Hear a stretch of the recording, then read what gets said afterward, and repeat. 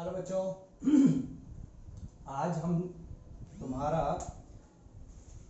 Standard hydrogen electrode है, ठीक है ना।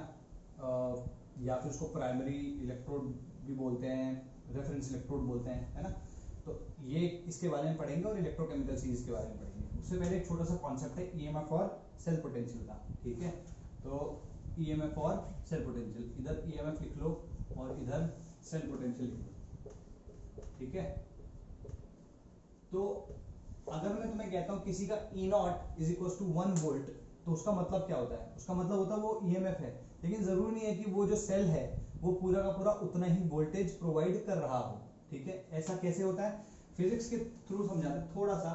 अगर मान लो तुम्हारे पास कोई सेल है, ठीक है ना, अगर कोई सेल है तुम्हारे पास, तो हमेशा उसकी एक इंटरनल रेजिस्टेंस होती है थोड़ी बहुत, ठीक है। और तुमने मान लो इसको एक बड़ी रेजिस्टेंस के साथ में कनेक्ट कर दिया, ये आर है, ये ई है और ये स्मॉल आर है, ठीक है।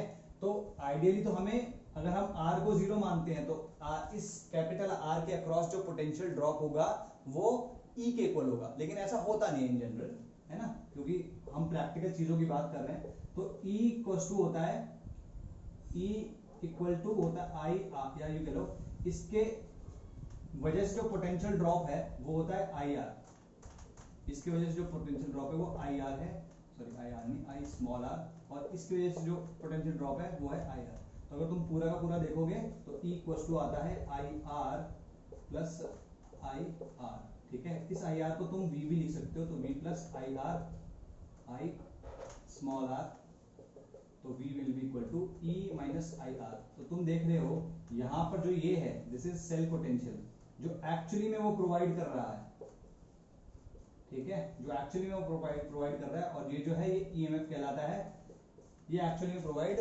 नहीं कर रहा है, ठीक है। ये मैक्सिमम जो प्रोवाइड कर सकता था ये वो है, ठीक है, ये वो है। और जो एक्चुअली में प्रोवाइड कर रहा है ये वो है, ठीक है। तो तुम देख रहे हो cell potential is slightly lower than E, क्योंकि आर बहुत कम होता है लेकिन कुछ ना कुछ सब्सटेंशियल तो होगा ही ना, तो इससे कम ही रहेगा सेल पोटेंशियल। तो लिखो इसका, इसके 4 पॉइंट्स लिखो। इसमें लिखो EMF, EMF it is the potential difference, it is the potential difference between the two electrodes. First point लिखना है, it is the potential difference between the two electrodes when no current is passing through the circuit, when no current is passing through the cell लिख लो, cell and circuit दोनों क्योंकि एक ही का part है, cell लिख लो, ठीक है। इधर पे क्या लिखोगे इस उसमें कि it is the potential difference between the two electrodes when current is passing, क्योंकि देखो अगर करंट नहीं पास कर रहा होता तो इसके अक्रॉस जो पोटेंशियल होता है वो ई आता, लेकिन क्योंकि सेल से करंट पास कर रहा है तो कुछ ड्रॉप यहां पर भी आ रहा है ना। तो इसलिए मैक्सिमम जो हो सकता था वो नहीं होगा, उससे कम होगा। तो सेल पोटेंशियल के लिए लिखो it is the potential difference between the electrodes when current is flowing through the circuit और सेल, ठीक है। सेकंड पॉइंट लिखो, क्योंकि यहां देखो अभी तुम 12th में आए हो तो तुम्हें ये वाले एक्सपेरिमेंट्स भी शायद हो गए होंगे या होने वाले होंगे कि पोटेंशियोमीटर करके एक चीज होती है और वोल्टमीटर करके एक चीज होती है, ठीक है। तो पोटेंशियोमीटर में पोटेंशियल डिफरेंस इस तरीके से मेजर किया जाता है कि उसमें करंट को फ्लो कराए बिना हम वोल्टेज या पोटेंशियल डिफरेंस मेजर कर पाते हैं, ठीक है। तो क्योंकि यहाँ पे करंट बह नहीं रहा है तो हम यहाँ पे इसको मेजर कब कर पाएंगे? जब हम पोटेंशियोमीटर यूज करेंगे, ठीक। वोल्टमीटर तब यूज होता है, या वोल्टमीटर की वर्किंग इस तरीके से है कि जब तक कि उसके थ्रू करंट ना बहे तब तक हम वोल्टमीटर यूज नहीं कर सकते, ठीक है, तब तक हम वोल्टमीटर यूज नहीं कर सकते। तो अगर हम वोल्टमीटर यूज करेंगे किसी सेल का ईएमएफ जानने के लिए तो ईएमएफ नहीं मिलेगा हमको सेल पोटेंशियल मिलेगा, ठीक है। तो लिखो it is measured by using potentiometer because potentiometer allows measurement of potential difference without the flow of current, ठीक है। इसमें लिखो it is measured with the help of voltmeter because voltmeter measures voltage or potential difference when current is flowing through the circuit। ये 2 point हो गए। तीसरा point लिखो it is the maximum voltage, EMF के लिए it is the maximum voltage which can be provided by the cell, और इसके लिए लिखना it is slightly less than the maximum voltage that the cell can provide। It is less than the maximum voltage that the cell can provide. और last लिखना EMF को, इस वाले को हम देख सकते हैं कि it is the maximum useful work, है ना, डेल्टा जी होता है जो, it is the maximum useful work that a cell can provide, इसके लिए लिखना है, ठीक है। It is the maximum useful work that a cell can provide, और सेल पोटेंशियल के लिए क्या लिखोगे, इट इज नॉट या it does not correspond to the maximum work a cell can provide, it does not correspond with the maximum work that a cell can provide, ठीक है जी।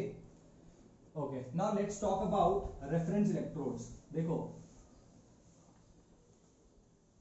reference electrodes में अगर तुम देखो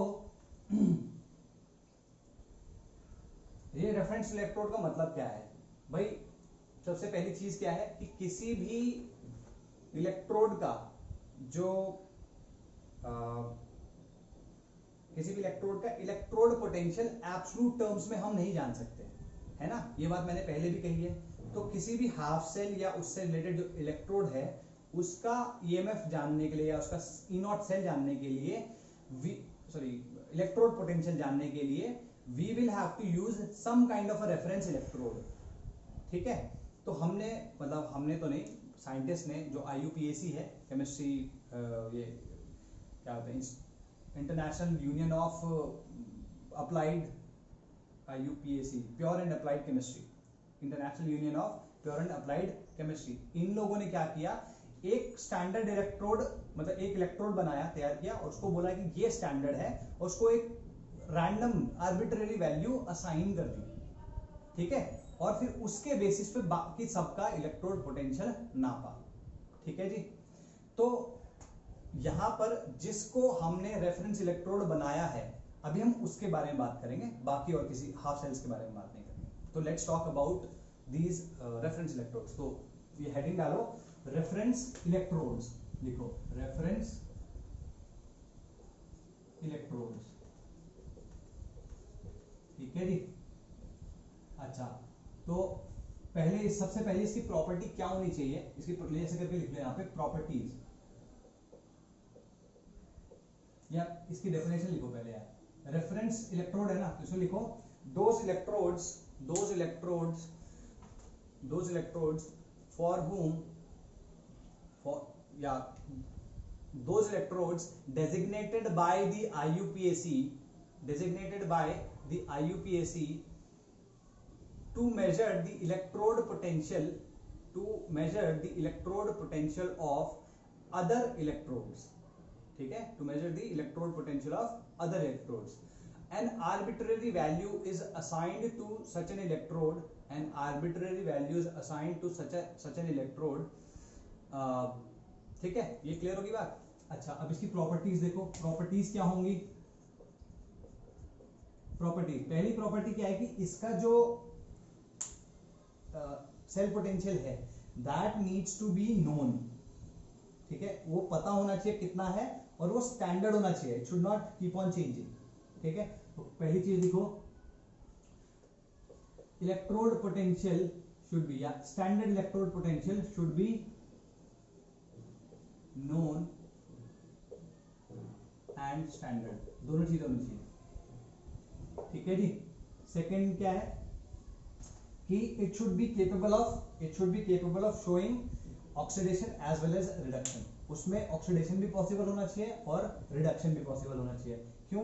क्योंकि हो सकता है किसी केस में वो एज ए कैथोड बिहेव करे तो वहां पे रिडक्शन हो रहा होगा, है ना, और किसी केस में वो एज एन एनोड बिहेव करे तो वहां पे ऑक्सीडेशन हो रहा होगा। तो दोनों चीजें पॉसिबल होनी चाहिए। तो लिखो it must be capable of showing oxidation and reduction as the need arises, ठीक है, because in some cases it might have to behave like a cathode where reduction will take place, and in some cases it might have to behave like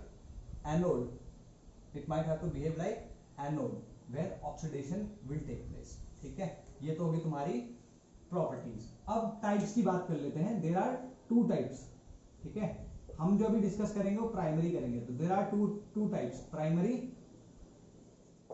in fact मैं इसको थोड़ा ऊपर ही लिख लेता हूं because we will need the bold, ठीक है। प्राइमरी लिखो, प्राइमरी रेफरेंस इलेक्ट्रोड, ठीक है, प्राइमरी रेफरेंस इलेक्ट्रोड फर्स्ट, और उसके नीचे लिखना स्टैंडर्ड हाइड्रोजन इलेक्ट्रोड और नॉर्मल हाइड्रोजन इलेक्ट्रोड, ठीक है।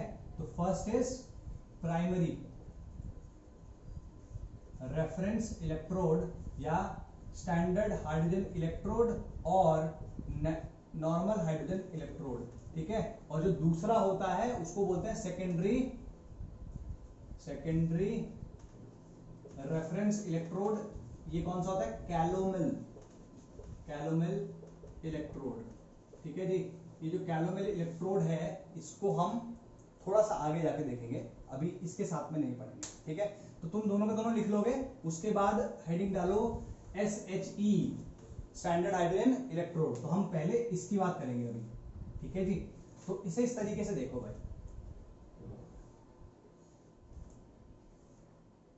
ठीक। यहां पे हम हाइड्रोजन को ऑक्सीडाइज या रिड्यूस करेंगे, ठीक है। तो उसमें से एक कंडीशन में वो ऑक्सीडाइज होने कंडीशन में रहना चाहिए और एक में वो रिड्यूस कंडीशन में रहना चाहिए। तो इसमें होता क्या है, we are using a tube of this sort,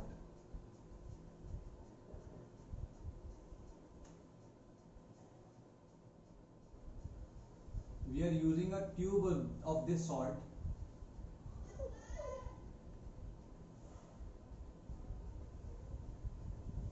और इस पे एक प्लैटिनम वायर होती है, PT वायर, ठीक है जी। प्लैटिनम वायर होती है इसमें, और यहां पर एक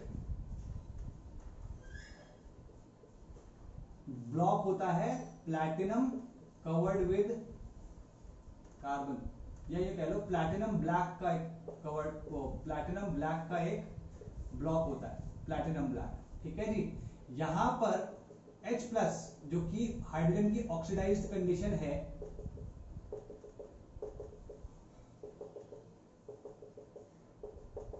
वो यहां पे रखा हुआ है, ठीक है जी।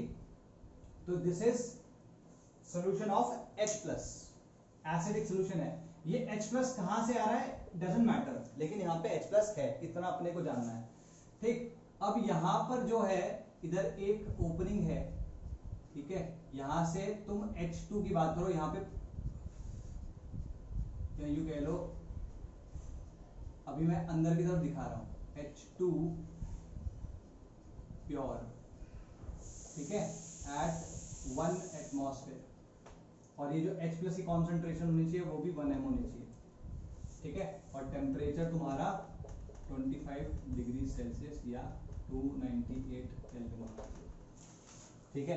ये इसका कंस्ट्रक्शन है, कुछ नहीं है, तुम्हारा एक इलेक्ट्रोड है और एक इलेक्ट्रोलाइट है ना। क्योंकि अब हाइड्रोजन इज गैसियस, तो हम उसकी रॉड बना के तो नहीं डाल सकते, है ना।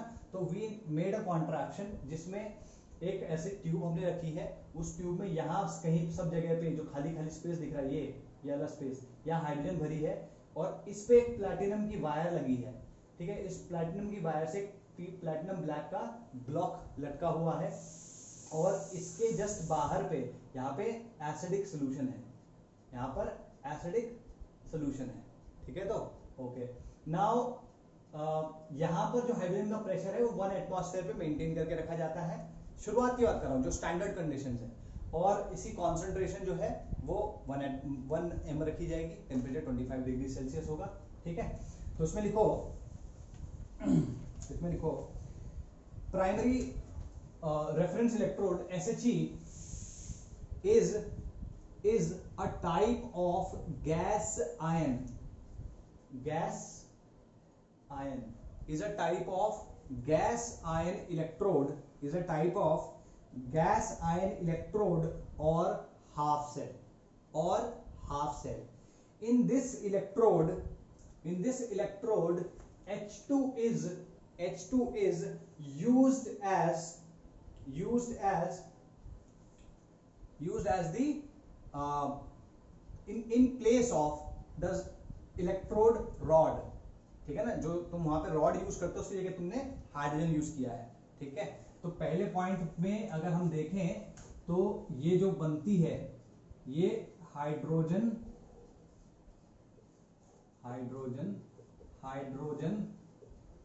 Ion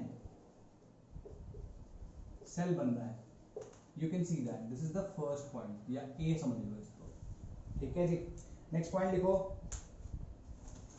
it is adopted as a reference electrode by the IUPAC। IUPAC ने इसको as a reference electrode adopt किया है। थर्ड लिखो, it can act both as an anode and a cathode, both as an anode and a cathode। तो anode और cathode के जैसे कैसे बिहेव कर रहा है, दोनों के जैसे अलग अलग कंडीशंस में करेगा, अलग अलग टाइम पे करेगा, लेकिन दोनों के साथ कैसे, दोनों के जैसे बिहेव कैसे कर रहा है हम थोड़ा सा आगे देखते हैं, ठीक है।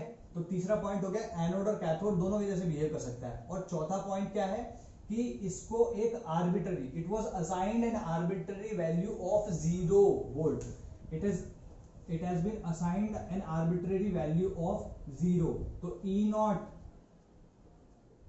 H2H+, मतलब ऑक्सीडेशन अगर हो रहा है तो ये भी 0 है, और अगर रिडक्शन हो रहा है तो वो भी 0 है। भाई ये तो तुम्हें पता ही है ना अब कि अगर electrode potential sorry oxidation potential किसी का x है तो उसका रिडक्शन पोटेंशियल -x हो जाएगा। तो 0 है, इसको -0 करोगे तो वो भी 0 ही रहेगा, ठीक है। तो ये दोनों चीजें ट्रू है।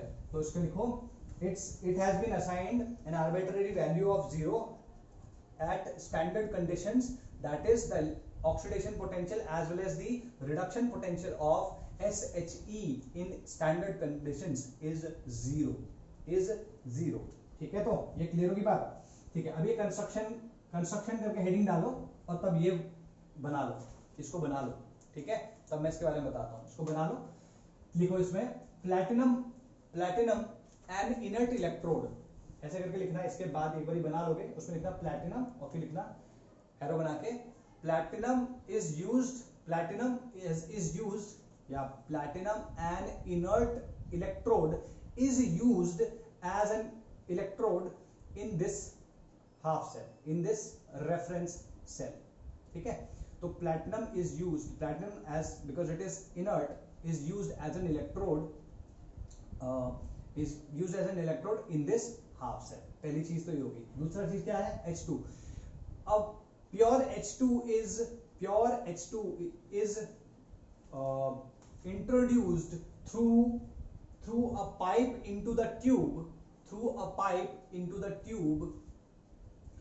at a partial pressure of 1 atmosphere, ठीक है। ये चीज लिख लेना।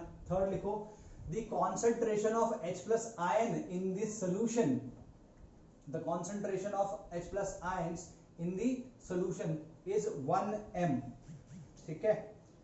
तो यूजुअली जो यहाँ पे यूज होता है वो HCl यूज होता है, तो यहाँ पे 1 m HCl यूज होगा, ठीक है। अगर 1 m HCl यूज होगा तो 1 m HCl जो है वो स्ट्रॉन्ग इलेक्ट्रोलाइट है, तो स्ट्रॉन्ग इलेक्ट्रोलाइट है, तो 1 m अगर तुम्हारा HCl की कॉन्सेंट्रेशन है तो H+ की कॉन्सेंट्रेशन भी 1 m होगी, तो ये यहां से आ गया। और लास्ट चीज लिखो प्लैटिनम ब्लैक, ठीक है। प्लैटिनम ब्लैक, यही कह लो, platinum has the ability to absorb hydrogen, platinum has the ability to absorb hydrogen, ठीक है। और एब्जॉर्ब का मतलब अभी तुम्हें नहीं पता होगा, ये सरफेस केमिस्ट्री का एक कॉन्सेप्ट है, वहां पे आएगा। अभी के लिए जस्ट इतना समझ लो कि इसके पास ऐसी प्रॉपर्टी होती है कि ये अपने सरफेस के ऊपर H2 के मॉलिक्यूल को चिपका लेता है। तो अगर H2 का मॉलिक्यूल यहां चिपका होगा तो उसका इस सॉल्यूशन के साथ इंटरैक्ट करना आसान हो जाएगा। इन अ वे तुम कह सकते हो कि हमने एक तरीका निकाल लिया जिसमें हाइड्रोजन को हम एक सॉलिड फॉर्म में यूज कर रहे हैं, हालांकि वो सॉलिड नहीं है बट एक जगह पे है, तो वो उसका इंटरेक्शन इस सॉल्यूशन के साथ में हो सकता है, ठीक है। तो basically platinum allows the transfer of electrons, platinum transfer of electrons को allow कर पाता है, ठीक है। तो what will happen, platinum has the ability to absorb hydrogen on its surface, ठीक है। और when the reaction takes place it is able to take or give electrons, without taking part in the redox reaction। मतलब यहाँ पे कुछ ना कुछ हो रहा होगा ना, या तो ऑक्सीडेशन हो रहा होगा हाइड्रोजन का या H+ का रिडक्शन हो रहा होगा, है ना। एज द केस में भी, जो भी केस होगा उसके बेसिस पे वहां पे जो इलेक्ट्रॉन्स लेने या देने का काम होगा वो प्लेटिनम करेगा। ठीक है, ये क्लियर होगी बात। उसमें लिख लो N a particular concentration of H2 is maintained on the surface of platinum by covering it with platinum black, by covering it with platinum black। ठीक है जी, ये चीज समझ में आ गई।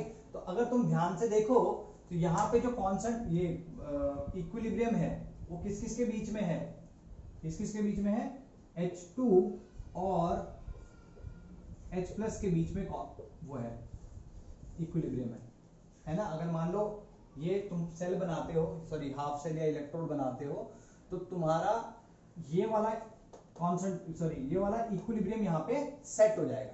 ठीक है, और कोई चीज इक्विलिब्रियम में नहीं है, platinum is not taking part in the reaction, तो उसका इक्विलिब्रियम में आने का कोई मतलब, या रिएक्शन में आने का कोई मतलब है ही नहीं। ठीक है, this kind of an equilibrium is set. तो अब हम क्या करेंगे, अब देखते हैं कि एज एन एनोड या एज अ कैथोड ये किस तरीके से बिहेव करता है। ठीक है जी,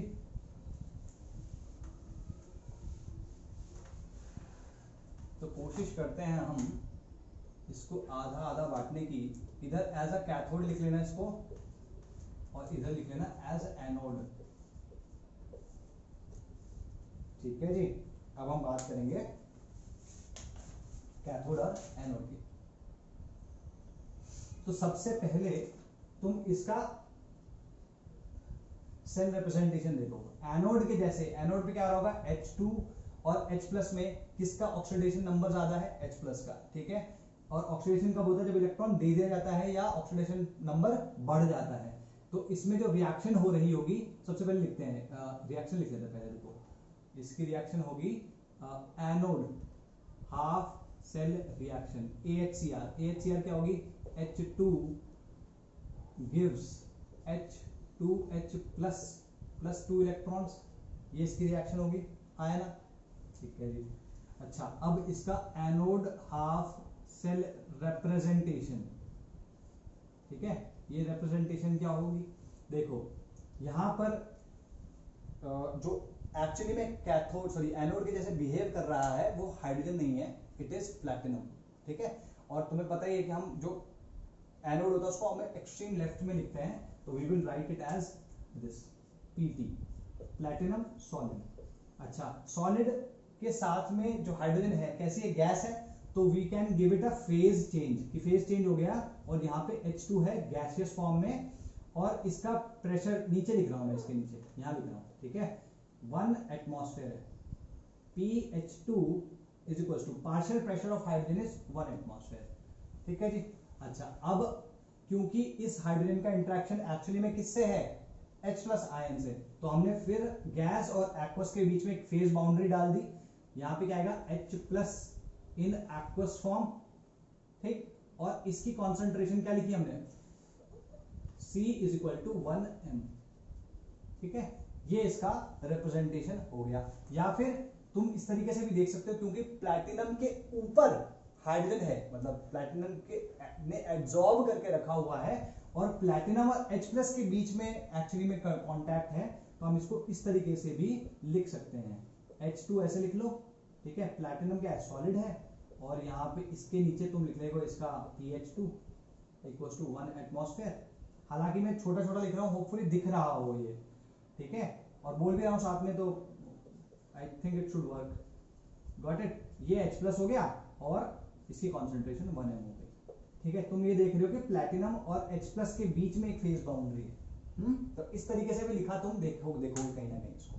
गॉट इट, तो ये रिएक्शन होगी। अब अगर मैं इसके E0 सेल की बात करूं, E0 सेल, या E0 सेल नहीं, E0 की बात कर लेते हैं, या ऐसे लिख लेते हैं। चलो इसको लिखेंगे कैसे, E0 के फॉर्म में H2 का ऑक्सीडेशन हो रहा है, H प्लस में जा रहा है। ठीक है, तो क्या करेगा ये, this will be equal to 0.0 volt. ये तो हमने बोला है, this is what we have said कि भाई standard reduction, sorry standard electrode potential इसका 0 होगा, चाहे रिडक्शन वाला हो चाहे ऑक्सीडेशन वाला हो। ठीक है जी, तो ये तुम्हारे पास हो गया। ये सारी की सारी चीजें हम स्टैंडर्ड कंडीशन में कर रहे हैं, 25 डिग्री सेल्सियस में, ध्यान रखना। ठीक, तो अगर तुम देखो इसमें ध्यान से, यहां पर H2 क्या हो रहा है, ऑक्सीडाइज होता जा रहा है और H प्लस बनता जा रहा है, तो तुम ये भी कह सकते हो कि H2 is decreasing, therefore it is being supplied. ठीक है, H2 की कॉन्सेंट्रेशन, H2 का प्रेशर कम होता जाएगा, तो H2 का प्रेशर एक एटमॉस्फेयर मेंटेन करने के लिए हमें बार बार H2 प्रोवाइड करती रहनी पड़ेगी, जैसे मैंने यहाँ पे बनाया है. Got it. और H प्लस की कॉन्सेंट्रेशन जो है, concentration of H plus is increasing, दिख ही रहा है यहाँ पे. ठीक है, got it. Okay, now let's apply norms equation. Norms equation apply करने से पहले सेम चीज कैथोड के लिए कर लेते हैं. अगर ये कैथोड के जैसे बिहेव कर रहा होगा तो इसका CHCr क्या आएगा? CHCr और CHCr rep and E0 H plus H2. ठीक है, इसको ब्लू से लिखते हैं, थोड़ा डिफरेंशिएट करते हैं. इसका यहाँ पे रिडक्शन हो रहा है, तो रिडक्शन होगा तो हमेशा इलेक्ट्रॉन एक्सेप्ट किए जाएंगे और ऑक्सीडेशन नंबर डिक्रीज होगा. और अगर इसका सेल रिप्रेजेंटेशन देखोगे तो exactly platinum is the electrode, तो एक्सट्रीम राइट में होगा. राइट में आएगा तो कैसे आएगा, इसको लिखेंगे H प्लस की कॉन्सेंट्रेशन है सबसे पहले, तो ये क्या है, एक्वस फॉर्म में है. और इसका C क्या है, तुम यहाँ C1 C2 कर सकते हो, मैं C ही लिख रहा हूँ. ठीक है, 1m. ठीक, अब ये बाउंड्री मैं दोनों टाइप से लिख रहा हूँ, तो यहाँ पे क्या आएगा, H2 गैसियस फॉर्म में, इसका pH2 क्या है भाई, partial pressure of hydrogen is 1 atmosphere. और यहाँ पे आएगा तुम्हारा this C1 atmosphere, pH2 1 atmosphere. और प्लैटिनम इज सॉलिड. या फिर तुम इसको इस तरीके से भी लिख सकते हो, H plus aqueous C equals to 1m PtH2, और ये क्या हो जाएगा, सॉलिड. और यहाँ पे आ जाएगा pH2 is equals to 1 atmosphere. ठीक है जी. अगर तुम ध्यान से देखो तो इसमें ये भी क्या आएगा, 0.0 वोल्ट आएगा. और अगर तुम देखो इसमें तो H2 के बारे में अगर तुम क्या कह सकते हो, H2 यहाँ पे प्रोड्यूस हो रही है ना, H2 यहाँ पे प्रोड्यूस हो रही है, तो यहाँ पे प्रेशर बढ़ता रहेगा H2 का, तो हमें निकालनी पड़ेगी. तो H2 is being taken away to reduce the pressure या to maintain 1 atmospheric pressure. ठीक है, और H प्लस के लिए क्या बोलेंगे हम, इट्स या H प्लस की जो कॉन्सेंट्रेशन सिंपली डिक्रीज कर लिया, खत्म होगी बात. अब यहाँ पे हम नर्म्स इक्वेशन लगाने की कोशिश करेंगे दोनों के ऊपर. ठीक है जी. ओके, लेट्स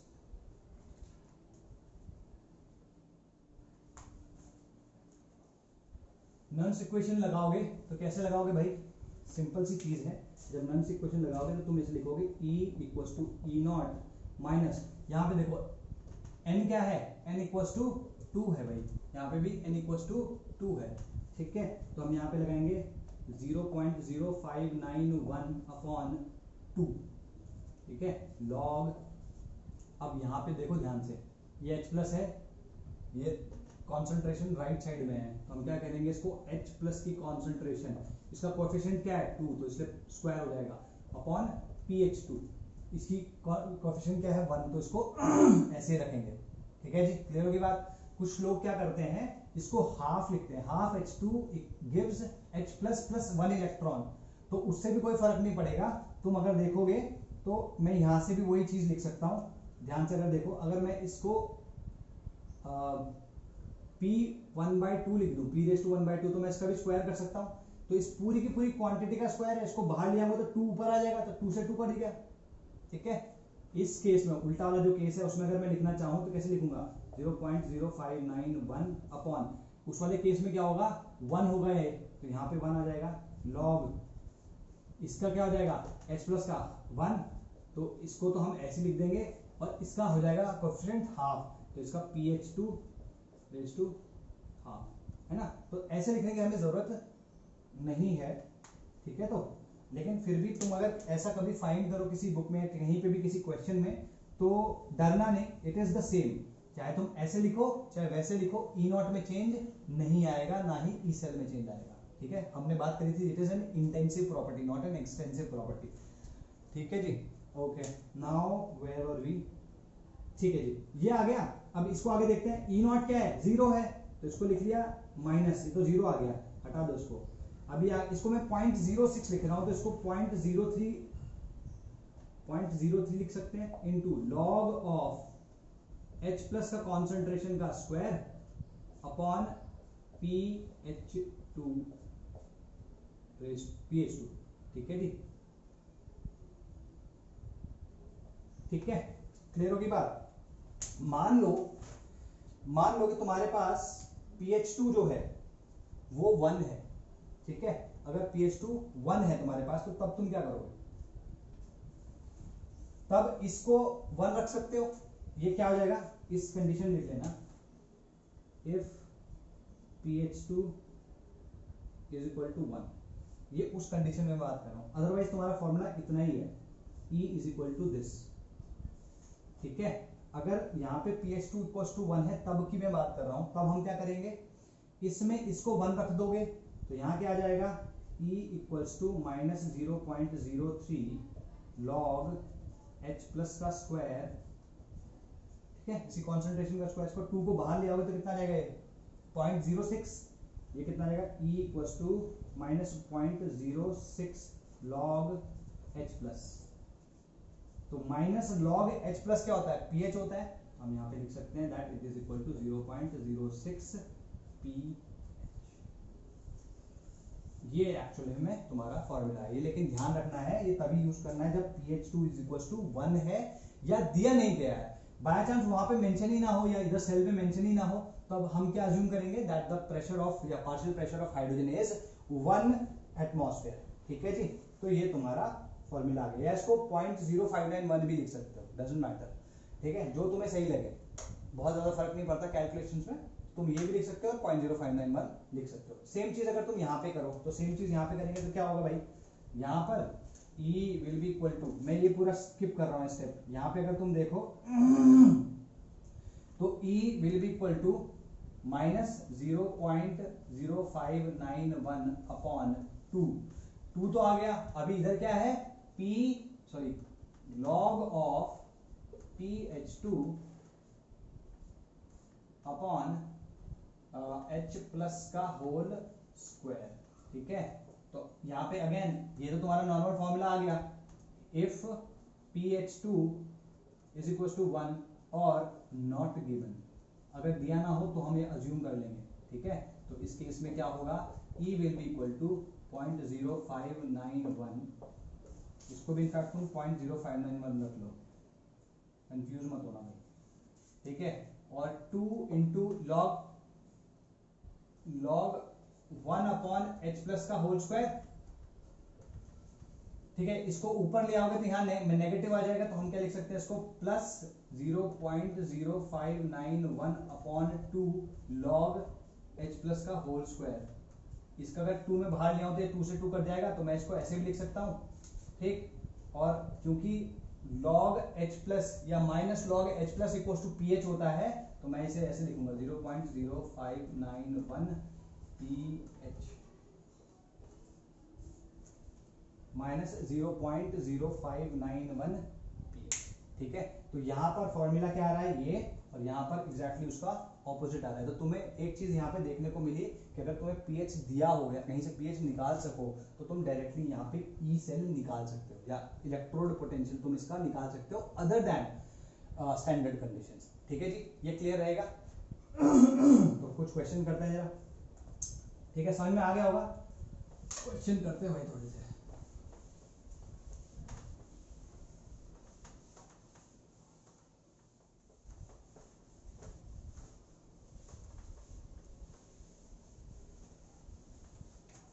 क्या क्वेश्चन है हमारे पास एक सेल है इस तरीके का, इसका एटमॉस्फेरिक 10 एटमॉस्फेयर प्रेशर दिया है और यहाँ पर हमारे पास है CH3COOH एक्वस। ठीक है जी, और इसका Ka दिया है 10⁻⁵ और इसका सी दिया है 0.1 m। अब तुम बोल रहे हो कि सर आपने तो HCl बोला था और H प्लस की बात कर रहे थे, यहाँ पे तो HCl है ही नहीं। तो मैंने ये बात भी बोली थी कि भाई H प्लस कहीं से भी आ सकता है, तो यहाँ पे CH3COH से आ रहा है, which is a weak electrolyte. अब वीक इलेक्ट्रोलाइट है तो जितनी सी कॉन्सेंट्रेशन है उतनी ही H प्लस की कॉन्सेंट्रेशन नहीं होगी। तो आयनिक अगर तुम्हें याद हो तो मैं जल्दी से वहां पे लेके चलता हूँ। COOH अगर मैं लिखूँ तो इनके बीच में एक इक्विलिब्रियम सेट हो जाता है, which is CH3COO minus plus H plus. ठीक है, अगर इसकी कॉन्सेंट्रेशन C थी तो शुरुआत में ये कॉन्सेंट्रेशन 0 होगी, T इक्वल टू 0 पे, और T इक्वल टू इक्विलिब्रियम पे या T इक्विलिब्रियम पे क्या होता है, ये C इंटू 1 माइनस अल्फा हो जाता है। ठीक है ना, C अल्फा कैसे टूटा तो ये कितना जाएगा, ये C अल्फा जाएगा, ये C अल्फा जाएगा। देयरफॉर इसका जो इक्विलिब्रियम कांस्टेंट होगा वो क्या आएगा, C स्क्वायर अल्फा स्क्वायर, मतलब इसका कॉन्सेंट्रेशन इंटू इसका कॉन्सेंट्रेशन अपॉन इसका कॉन्सेंट्रेशन, तो C इंटू 1 माइनस अल्फा आ जाएगा ये। ठीक है, तो क्योंकि वीक एसिड है और अगर इसका अल्फा बहुत बहुत छोटा है, if alpha is very very less than 1, तो हम इसको लिख लेते हैं K equilibrium is equal to, जो K इक्विलिब्रियम है, क्योंकि ये एसिड है तो इसका K इक्विलिब्रियम को हम सीधे सीधे क्या लिख सकते हैं, Ka। ठीक है, एसिड के लिए जो इक्विलिब्रियम कांस्टेंट होता है वो Ka नाम से जाना जाता है। तो C square alpha square upon, क्योंकि 1 माइनस अल्फा क्या होगा, अगर alpha is very very less than 1 तो 1 minus alpha is almost similar to 1, तो यहाँ पे इसकी जगह 1 रख दोगे, ये कितना आ जाएगा, C अल्फा स्क्वायर। ठीक है, तो alpha is equal to Ka upon C का अंडर रूट। क्लियर है। अच्छा, H प्लस की कॉन्सेंट्रेशन कितनी है, C अल्फा। ठीक है, H प्लस की कॉन्सेंट्रेशन कितनी है भाई, C alpha into C into under root of K upon C under root of K into C। Clear होगी बात। तो हमें यहाँ पे C दिया और K दिया है, तो डायरेक्टली ये फॉर्मूले से तुम H प्लस निकाल सकते हो, कंसिडरिंग कि ये वीक इलेक्ट्रोलाइट है और इसका अल्फा बहुत कम होगा 1 से, ऐसा अज्यूम करके। ठीक है, ये मैं मिटा रहा हूं, गॉट इट। तो हम यहाँ पर H प्लस की कॉन्सेंट्रेशन सीधे सीधे कैलकुलेट कर सकते हैं, which is 10 raise to minus 5 into 10 raise to minus 1 का under root, this is the concentration of H plus. ठीक है, तो यहाँ पे अगर तुम्हें वो बोल रहा है कि इस कंडीशन में इसका E निकालो, तो E का फॉर्मूला निकालो। यहाँ पे क्या कर रहा है, H2 से H प्लस में जा रहा है, मतलब इसका ऑक्सीडेशन हो रहा है। ठीक है, ऑक्सीडेशन, तो E oxidation potential will be equal two plus 0.0591 pH होता है ना, pH। ठीक है, तो H प्लस की कॉन्सेंट्रेशन यहाँ क्या है, 10⁻⁻3, देयरफॉर pH इक्वल्स टू 3। ठीक है भाई, तो यहाँ क्या जाएगा, ये इंटू 3 हो जाएगा, 0.0591 इंटू 3 कितना आ जाएगा, ये 3618, मतलब ये ऑलमोस्ट इक्वल टू आ जाएगा 0.180। ठीक है, ऑलमोस्ट इसके इक्वल आ जाएगा, गॉट इट। सेम वे अगर मान लो तुम्हारे पास एक और क्वेश्चन है जिसमें हमने H2SO4 डाला है और यहाँ पे हमने प्लैटिनम का इलेक्ट्रोड रखा है। अगेन ओहो आई फॉरगॉट टू, चलो ठीक है, मान लो इसका जो H2 का प्रेशर है 5 एटमॉस्फेयर है। ठीक है, और इसकी कॉन्सेंट्रेशन दी है 0.05। ठीक है, H2SO4 की, ये M में है, कैपिटल M में, ये भी अच्छा, ये तो कैपिटल M में लिखेगा। ठीक है, ये तुम्हारे पास सीन है, तो कुछ नहीं है भाई, ये तो स्ट्रॉन्ग इलेक्ट्रोलाइट होता है ना, H2SO4 स्ट्रॉन्ग इलेक्ट्रोलाइट है, तो अगर इसकी कॉन्सेंट्रेशन X होगी तो H प्लस की कॉन्सेंट्रेशन 2X होगी, तो इसकी कॉन्सेंट्रेशन कितनी है, तो H प्लस की कॉन्सेंट्रेशन कितनी हो जाएगी भाई, H प्लस की कॉन्सेंट्रेशन होगी 2 into 0.05 m equals to 0.1 m। ठीक है जी, इसकी 0.1 m होगी, तो H प्लस की कॉन्सेंट्रेशन हमारे पास आ गई। अगर ये है तो pH इक्वल्स टू कितना आ जाएगा, pH इक्वल्स टू आ जाएगा 1, क्योंकि ये इक्वल्स टू 10⁻⁻1 है। अगर ये नहीं समझ में आ रहा होगा तो ये फॉर्मूला लगा लेना भाई, ये खुद करके देखना है, minus log of H plus. ठीक है, 10⁻⁻1 लगाओगे तो log of 10⁻⁻1 will come out to be -1 into +1। ठीक है, ये pH इक्वल्स टू 1 आ गया, इसमें फॉर्मूला लगा दो। फॉर्मूला क्या था भाई, सीधे सीधे फॉर्मूला लगाओ, सीधा फॉर्मूला वाला क्वेश्चन दिया मैंने, E reduction potential will be equal to 0.0591। ठीक है, इनटू लॉग pH, ये तो आया, pH के इक्वल है। ठीक है, और अच्छा एक चीज और तुमने नोटिस करी कि जो उसका ऑक्सीडेशन पोटेंशियल था, उसका एग्जैक्टली ऑपोजिट या नेगेटिव जो है वो रिडक्शन पोटेंशियल आया। तो हालांकि वो समझाने के लिए मैंने किया, लेकिन हमेशा ध्यान रखना अगर x उसका ऑक्सीडेशन पोटेंशियल है तो y वो -x उसका रिडक्शन पोटेंशियल हो जाएगा। तो ये इसमें लगा लो भाई 591 इंटू pH कितना है इसका। अच्छा इसमें दिया नहीं होगा शायद, सॉरी, इसमें ये 1 एटमॉस्फेयर ही होगा, या अगर नहीं दिया होगा तो हम अज्यूम कर लेंगे, ठीक, अदरवाइज फॉर्मूला नहीं लगेगा ज़्यादा। 1 एटमॉस्फेयर होगा तो ये फॉर्मूला लगेगा। तो अभी मैं ये फॉर्मूला लगा रहा हूँ 1 एटमॉस्फेयर मान के, ठीक है, इनटू ये कितना जाएगा 1, तो इसका कितना आ जाएगा -0.0591 वोल्ट, ये इसका आ गया, ठीक है। Let's do another question. देखो तुम्हारा बोर्ड्स में ना ये वाले टाइप साइड से क्वेश्चन काफी सारे आते हैं, और 5 नंबर के क्वेश्चन तो डेफिनेटली आते हैं तुम्हारे ये इलेक्ट्रोकेमिस्ट्री से। मोस्टली जो तुम्हारी फिजिकल केमिस्ट्री के क्वेश्चंस आते हैं 5 नंबर वाले वो इलेक्ट्रो से आते हैं, ठीक है, ये ध्यान रखना भाई। तो इसलिए बहुत इंपॉर्टेंट है ये चैप्टर। और एक और चीज ध्यान रखनी है, ये जो चैप्टर है ये तभी तुम्हें अच्छे से आएगा जब तुम्हारा थर्मोडायनेमिक्स और इक्विलिब्रियम, आयनिक इक्विलिब्रियम के कॉन्सेप्ट्स क्लियर होंगे। अगर वो क्लियर नहीं होंगे ना बाबू तो ये नहीं आने वाला, ठीक। तो you need to be very clear about this, got it. इसका अल्फा जो दिया है इसका 0.5 दिया है, ठीक है, और इसकी कॉन्सेंट्रेशन 2m दी है, ठीक है। अच्छा यहाँ पे फिर तुम्हारा सेल लगा, ये सॉल्ट ब्रिज लगा दिया, CH3COOH, गॉट इट, एक्वस, ठीक है। इसका Ka जो दिया है वो 10⁻⁵, और इसकी कॉन्सेंट्रेशन अगेन 0.1m दी है, और H2 gas 10 atmosphere and platinum, ये तुम्हारे पास सॉलिड ये सब दिया है। तो सिंपल सी बात है भाई, इसका निकालो पहले EZn2Zn2+, ये कितना आएगा भाई, Zn पता है हमको, अब Zn2Zn2+, E0 Zn2Zn2+, ये अभी हमें पता है। और अगर कभी भी इसकी जरूरत पड़ेगी तो ये दिया होगा, ये सोल्यूशन क्वेश्चन में दिया होगा, ठीक है। -0.591/2 लॉग ऑफ क्या आएगा यहाँ पे। इनफैक्ट हम सीधे सीधे क्यों नहीं लगा देते, इसने पूछा क्या है हमसे, ई सेल पूछा है ना, ऐसा करते हैं, ऐसे लंबा काम नहीं करते, छोटा कर लेते हैं, E0 सेल, ठीक है। अच्छा इस ओके इसको मैं तुम्हें वो जो तरीका बताया था ना वही कराते हैं। जब कभी भी सेल दिया हो उसको रीड करने का तरीका क्या है, सबसे पहले एनोड के बारे में लिखो। एनोड हाफ सेल रिएक्शन क्या होगी, एनोड हाफ सेल रिएक्शन होगी Zn2Zn2+ + 2 इलेक्ट्रॉन्स, ठीक है। और फिर लिखो कैथोड के बारे में, ठीक है। कैथोड हाफ सेल रिएक्शन क्या होगी, H2H+ + 2 electrons gives H2 gas, ठीक है। यहाँ पे इसकी स्टेट्स लिखनी हो लिख लेना, नहीं लिखनी हो बहुत ज्यादा फर्क कोई पड़ता नहीं है, ठीक है।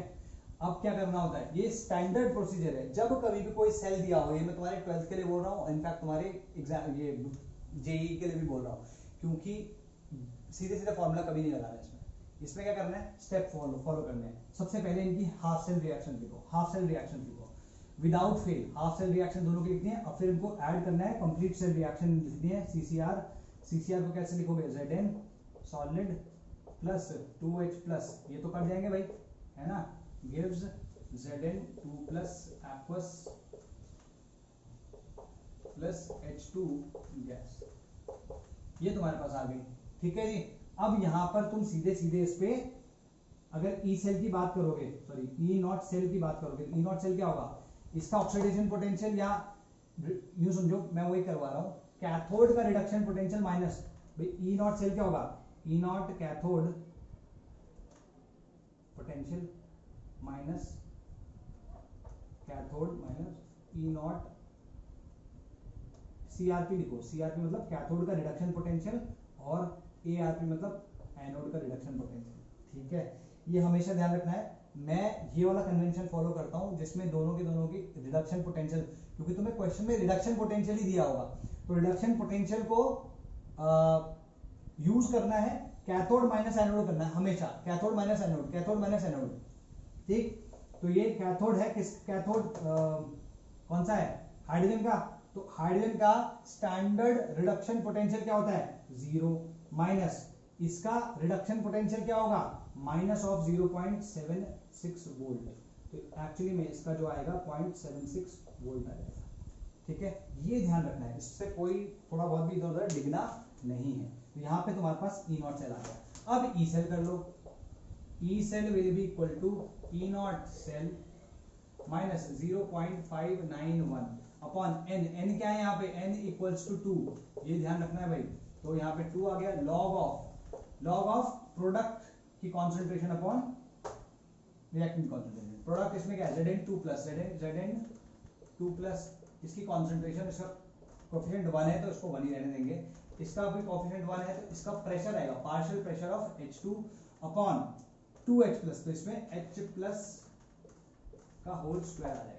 अभी तुम्हारे पास ये है, अगर तुम हम इसको जान पाए तुम ये कैलकुलेट कर सकते हो। तो यहाँ पे मैं अलग से बता रहा हूँ कि ZnSO4 कहाँ से आ रहा है, सॉरी Zn2 प्लस कहाँ से आ रहा है, ZnSO4 से। ZnSO4 की का डिग्री ऑफ डिसोसिएशन क्या है, 50% है। तो मतलब अगर ZnSO4 की कॉन्सेंट्रेशन 1 m है तो Zn2 प्लस की कॉन्सेंट्रेशन 0.5 m होगी। तो इसकी 2 है तो कितनी होगी, Zn2 प्लस की concentration will come out to be equal to, Zn2 plus की concentration will come out to be equal to 2 into 0.5 equals to 1 m। ये तो तुम्हारे पास ये हो गया। तो एक तुम्हारे पास ये आ गया, pH2 है हमारे पास, pH2 दिया है भाई। तो pH2 कितना है, pH2 इज 10 एटमॉस्फेयर। अच्छा, अब बचा ये, इसके बारे में अभी पहले ही बता चुका हूं, K इंटू सी का अंडर रूट। K इंटू सी कितना है, H प्लस की कॉन्सेंट्रेशन कितनी आएगी यहाँ पे, under root of Ka into C, ये कितना आएगा 10 raise to minus 5 into 10 raise to minus 1 under root, ये आएगा 10 रेज़ टू माइनस 3। ठीक है जी। अब इसका स्क्वायर होना है, यहाँ पे क्या आ जाएगा, ई नॉट सेल कितना है भाई 0.76 माइनस 0.591 अपॉन 2 लॉग, ये कितना आएगा Zn2 प्लस का कितनी कॉन्सेंट्रेशन है 1 इंटू 10 आ जाएगा ये, अपॉन ये 10 रेज़ टू माइनस 3 है, ये 10 रेज़ टू माइनस 3 है, तो कितना हो जाएगा ये 10 रेज़ टू माइनस 3 का होल स्क्वायर, ये 10 रेज़ टू माइनस 6 हो जाएगा, ऊपर जाएगा 10 raise to minus, sorry 10 raise to 7 हो जाएगा। तो ये टोटल कितना आ जाएगा 10 रेज़ टू 7।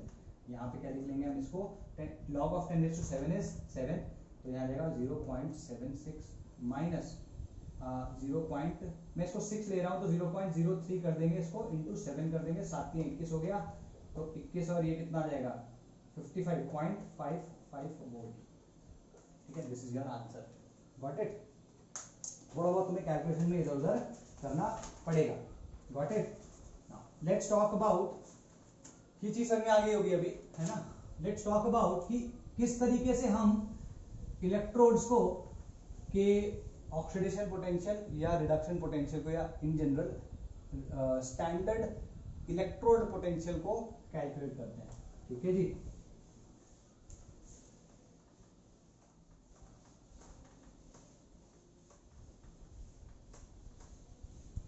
तो लेट्स से हमने एक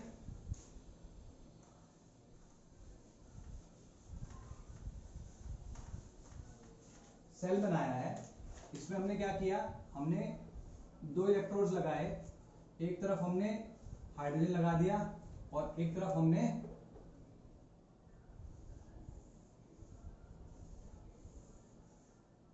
कॉपर का इलेक्ट्रोड लगा दिया। ठीक है जी। यहां पर ब्लू ब्लू है,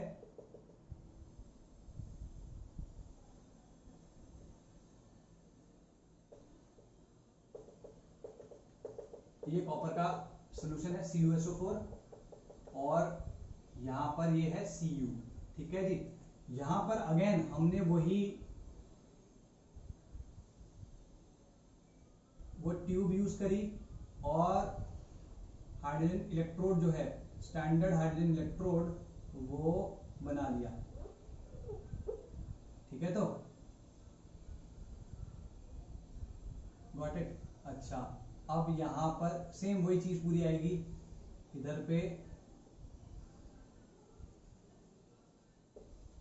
तुम्हारा पूरा वही लगा हुआ है, यहाँ पर अगर तुम देखो तो हमने एक वोल्ट मीटर लगा लिया और इसको कनेक्ट कर दिया इधर से, ठीक है। यहाँ पर भी हमारे पास सोल्यूशन है,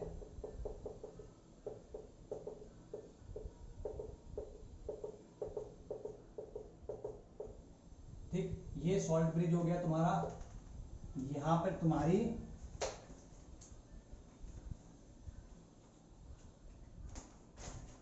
तुम्हारी कॉन्सेंट,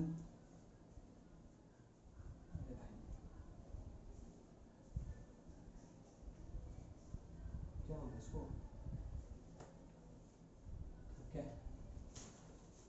यहाँ पर राइट पर इधर पे H प्लस है, यहाँ पर तुमने H2 डाल रहे हो इधर, और यहाँ पर तुम्हारा Cu2 प्लस है, ठीक है जी। अब हमको कहेगा कि इसका स्टैंडर्ड इलेक्ट्रोड पोटेंशियल निकालो Cu का, ठीक है, विद रिस्पेक्ट टू दिस। इसको हमने 0 माना हुआ है, गॉट इट। तो इसमें लिखो heading determination of standard electrode potential of various electrodes, ठीक है जी। अच्छा, पहला हम यहाँ पे कैथोड की बात कर रहे हैं, मतलब किसी को कैथोड लेके हमने उसका स्टैंडर्ड रिडक्शन पोटेंशियल निकाला है। इसका स्टैंडर्ड रिडक्शन पोटेंशियल निकाल रहे हैं क्योंकि हम यूजुअली स्टैंडर्ड रिडक्शन पोटेंशियल में ही बात कर रहे होते हैं। तो मैं एक एग्जांपल तुम्हें इसका दे रहा हूँ। मान लो किसी में ऑक्सीडेशन हो रहा हो, तो हम ऐसा नहीं कि उसका स्टैंडर्ड रिडक्शन पोटेंशियल निकालेंगे, हम उसका ऑक्सीडेशन पोटेंशियल ही निकालेंगे, लेकिन हम जब उसको रिपोर्ट करेंगे तो हम उसको रिडक्शन पोटेंशियल में रिपोर्ट करेंगे। जैसे मान लो जिंक है, जिंक का 0.76 वोल्ट्स आता है स्टैंडर्ड ऑक्सीडेशन पोटेंशियल। तो जब हम बोलेंगे कि इसका स्टैंडर्ड रिडक्शन पोटेंशियल क्या है, तो -0.76, बस इतना करना है। तो यहाँ पे एक एग्जांपल देखो, इसमें क्या है ये तुम्हारा पूरा कॉन्ट्रैक्शन हो गया। इसमें इसकी कॉन्सेंट्रेशन हमने क्या रखी है, इसकी कॉन्सेंट्रेशन भी 1m है, ठीक है जी, और इसकी कॉन्सेंट्रेशन भी 1m है, ठीक है।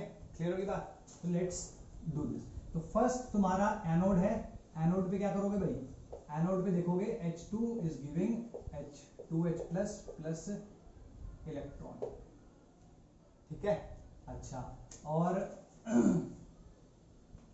Zn sorry Cu2 plus 2 electrons gives Cu, ठीक है। ये सॉलिड होगा, ये एक्वस होगा, ये गैस होगा और ये एक्वस होगा। इनको ऐड करोगे तो क्या आएगा, H2 प्लस Cu2 प्लस, क्योंकि ये दोनों तो कट जाएंगे, Cu2 plus aqueous gives 2H plus aqueous plus Cu solid, ठीक है जी। ये तुम्हारे पास रिएक्शन आ गई, ठीक। नाउ लेट्स से कि तुम्हारे पास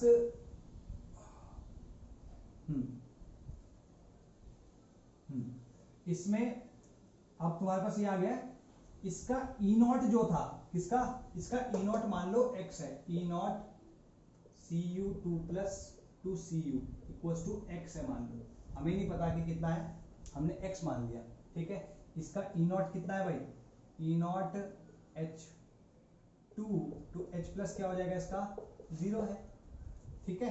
तो इसका E0 मैं निकालना चाहूँ, E0 cell that will be equal to, ये इसका ऑक्सीडेशन पोटेंशियल है, इसका रिडक्शन पोटेंशियल अगर मैं निकालूं तो 0 ही आएगा। क्या आएगा, 0 माइनस x, कितना आ जाएगा ये, सॉरी ये तो कैथोड है ना, नहीं कैथोड माइनस एनोड होगा, कैथोड माइनस एनोड, तो कैथोड का x है, इसका 0 हो जाएगा, कितना आ गया ये, x आ गया। तो इसका E0 सेल जो है वो x है, ठीक है। अब बात कर लेते हैं E सेल की। E cell equals to E0 cell minus 0.0591, ठीक है जी। ये स्टैंडर्ड कंडीशंस है, अपॉन इसमें तो 2 आ गया। अब क्या करोगे, लॉग ऑफ 2 नहीं, H प्लस का होल स्क्वायर, इसका तो 0 होगा, इधर क्या आएगा Cu2 प्लस। ये तुम्हारे पास इक्वेशन आ गई है। अगर ये स्टैंडर्ड कंडीशन होती तो definitely this would have been equal to this, और ये टोटल 0 हो जाता, क्योंकि हमने 1m लिया है, इसको भी 1m लिया है, ठीक है। इनफैक्ट इसमें H2 भी तो है, सॉरी, तो H2 यहाँ पे आ जाएगा, PH2, ठीक है, क्लियर होगी बात। तो इसका जो प्रेशर है वो 1 एटमॉस्फेयर है।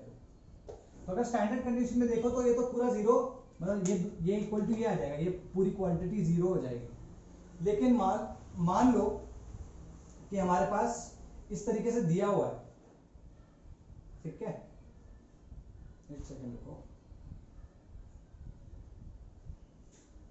ओके ठीक,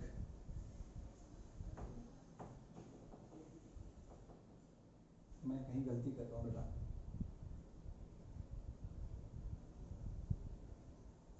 ओके राइट, इसी कंडीशन में मान के मानते हैं। तो इस कंडीशन में ये पूरा का पूरा क्वांटिटी जीरो हो जाएगी, तो E cell will come out to be equal to E not cell, है ना, E cell will come out to be equal to x minus, ये कितना हो जाएगा total 0.0591 upon 2 log of 1 upon 1 into 1, ये टोटल क्वांटिटी जीरो हो गई। तो मैं इसको लिख सकता हूँ एक्चुअली में this is coming out to be equal to x.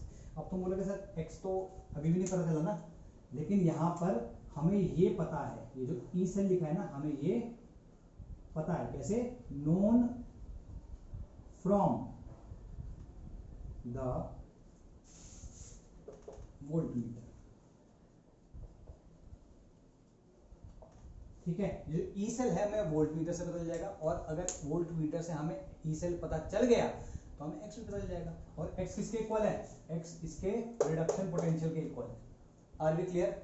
यही चीज अगर हमने जिंक के साथ की होती, मैं उसका फिगर नहीं बना रहा हूं, लेकिन मैं पूरी की पूरी इक्वेशन दोबारा लिख रहा हूं जिंक के रिस्पेक्ट में, जो कि एक्चुअली में ऑक्सीडेशन पोटेंशियल जिसका पॉजिटिव होता है, रिडक्शन पोटेंशियल जिसका नेगेटिव होता है। तो उसमें मैं पहले ही बता चुका हूं कि जिनका ऑक्सीडेशन पोटेंशियल पॉजिटिव मतलब होगा और जिनका रिडक्शन पोटेंशियल पॉजिटिव होगा, तो जिनका ऑक्सीडेशन पोटेंशियल पॉजिटिव होता है हमेशा वो एनोड बनाते हैं, और जिनका रिडक्शन पोटेंशियल पॉजिटिव होता है वो कैथोड बनाते हैं, ठीक है, क्योंकि जिंक का ऑक्सीडेशन पोटेंशियल पॉजिटिव है तो हम कहेंगे कि वो एनोड बनाएगा, तो इनके रोल्स रिवर्स हो जाएंगे, यहाँ पे Zn आ जाएगा और वहां पे Cu आ जाएगा।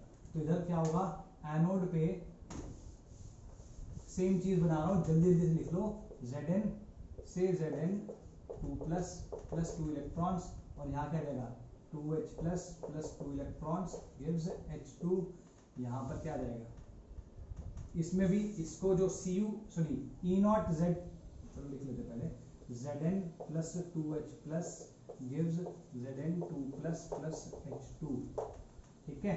तो यहाँ पे जो E not Zn two Zn2 plus है उसको तुम x मान लो, ठीक है, अगर तुम उसको x मानोगे तो ई नॉट सेल क्या आएगा, E not cell will be equal to anode 0, क्योंकि ये इस वक्त कैथोड है तो आगे ये आएगा माइनस ऑफ, ठीक है, माइनस ऑफ x, ठीक है, इक्वल टू माइनस एक्स आ जाएगा, सॉरी नहीं, माइनस एक्स आएगा, ये तो प्लस आ जाएगा, ठीक है, ये प्लस आ जाएगा, कंफ्यूज मत हो। अगर इसका ऑक्सीडेशन पोटेंशियल x लिखा है तो इसका रिडक्शन पोटेंशियल माइनस एक्स होगा, तो यहाँ पे मैंने माइनस एक्स डाल दिया, क्यों, कैथोड का रिडक्शन पोटेंशियल माइनस एनोड का रिडक्शन पोटेंशियल, तो माइनस माइनस प्लस हो गया। बस अब ये इक्वेशन लगाओगे तो यहाँ पे उल्टा होना है, बस कुछ नहीं करना है, यहाँ पे क्या आएगा, Zn2 प्लस की concentration into PH2 upon Cu2 plus की H प्लस की कॉन्सेंट्रेशन, और अगर तुम देखो तो यहाँ पे H प्लस भी 1 है, PH2 भी 1 है, Zn2 प्लस भी 1 है, तो again this quantity will become 0, ठीक है, E cell will come out to be equal to x only, ठीक है, और ई सेल हमें वहां से पता चल जाएगा तो हमें x पता चल जाएगा, ठीक है, और इस केस में E not Zn2 plus oxidation potential comes out to be x 0.76, sorry not x, got it. तो देखते हैं अगर कुछ क्वेश्चन है हमारे पास में, तो इसमें लिख लो, it is not possible to calculate absolute values of standard electrode potential, bracket में लिख लेना oxidation as well as reduction, because in the condition of equilibrium,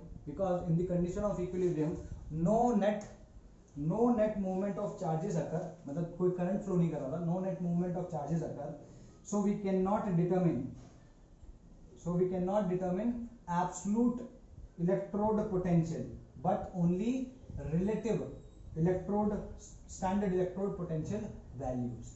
ठीक है with respect to SHE, यहाँ पे जो भी हमने मेजर किया SHE, इसको इस तरह, चलो ठीक है वो कभी और समझाएंगे, इतना ठीक है। अब लिख लो SRP ऑफ ईच एंड, एक मिनट, टाइम कितना हो गया भाई, 1 घंटा हो गया है, ठीक है, आई थिंक 15-20 मिनट्स और लगेंगे। द SRP ऑफ, ये लिख लो, द SRP ऑफ, इसी तरीके से हम क्या करते हैं, औरों के जितने भी हमारे पास पॉसिबल इलेक्ट्रोड्स हैं उनके इलेक्ट्रोड पोटेंशियल्स हम नापते हैं। तो the SRP of each and every possible electrode is calculated using the same method, ठीक है, using this same method। अब क्या होगा, जब हम इस तरीके से एक ही के रेफरेंस से हम सबकी वैल्यूज नाप लेंगे तो हमें उनको एक अरेंजमेंट भी रखना होगा। होता क्या है कि हर एक की सेम तो नहीं आएगी, किसी की ज्यादा आएगी, किसी की कम आएगी, है ना। तो हम देख सकते हैं कि हम उनको इंक्रीजिंग या डिक्रीजिंग ऑर्डर में लगा सकते हैं, ठीक है। तो लिखो इसमें, we can arrange these electrode potentials in increasing or decreasing order of their reduction or oxidation potential and the resultant pattern या resultant series is called electrochemical series। The resultant series is called electrochemical series। तो electrochemical series जो होती है तुम्हारी, वो तुम्हारे reduction potential को जब हम इंक्रीजिंग ऑर्डर में लगाते हैं, तब मिलती है। तो अब यहाँ पे लिख लो, ये जो लाइन मैंने बोली उसको लिखना और उसके बाद लिख लेना इलेक्ट्रोकेमिकल सीरीज, ठीक है। इसको हम ECS नाम से भी जानते हैं, ECS, ठीक है। तो इलेक्ट्रोकेमिकल सीरीज में होता क्या है, देखो, electrodes are arranged in the increasing order of their reduction potentials,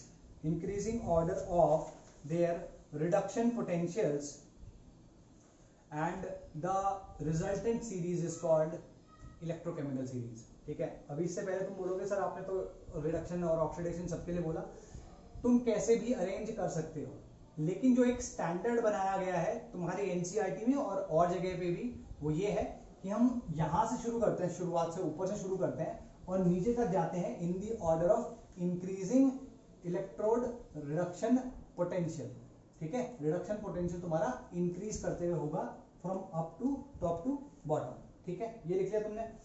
now लिखो, this series gives relative values of SRP,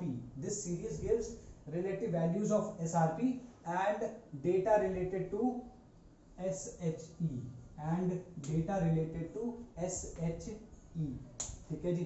अब मैं इसे याद करने का तरीका बता रहा हूं, ठीक है। लाइक बल्लू सरदार का नाच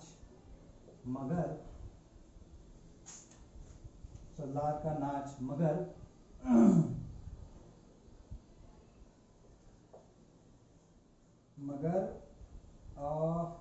मैं क्यों बोल रहा हूं मगर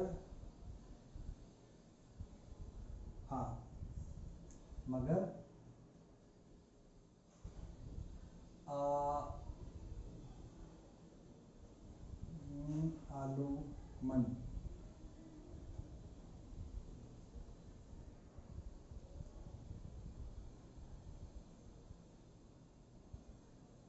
इलाहाबाद मतलब इलाहाबाद में जाने कर्फ्यू, ठीक है।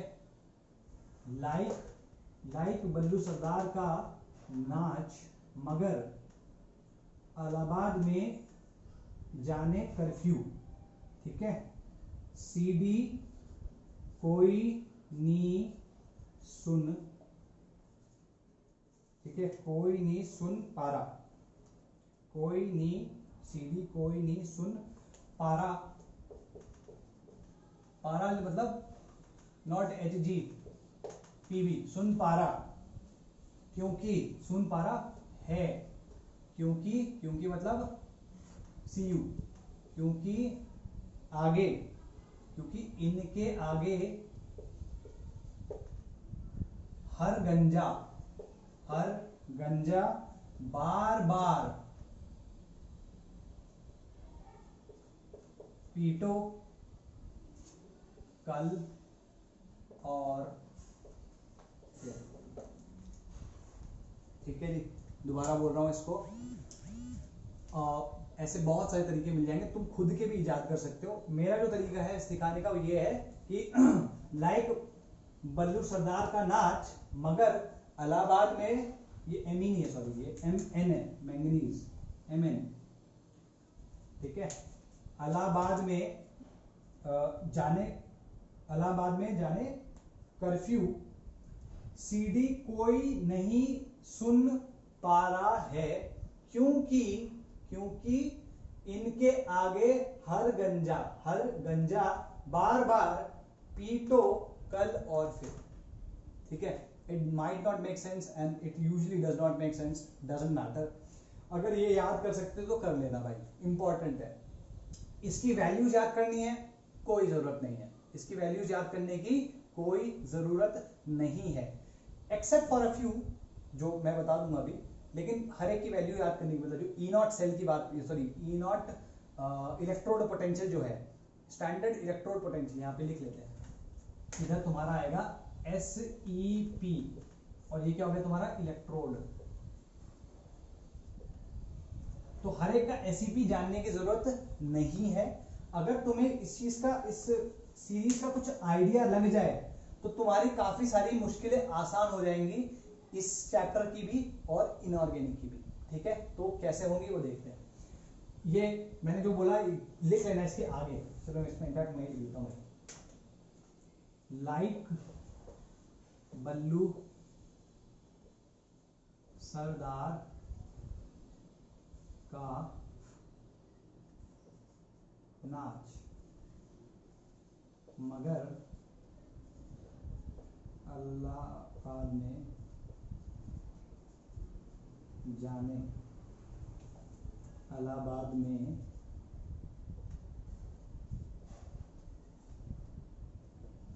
जाने या जाने लिख दो, कर्फ्यू, सीडी कोई नी सुन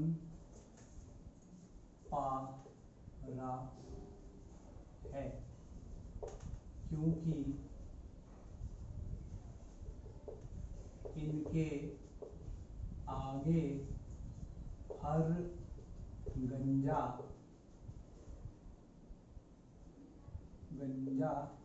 बार बार पीटो कल और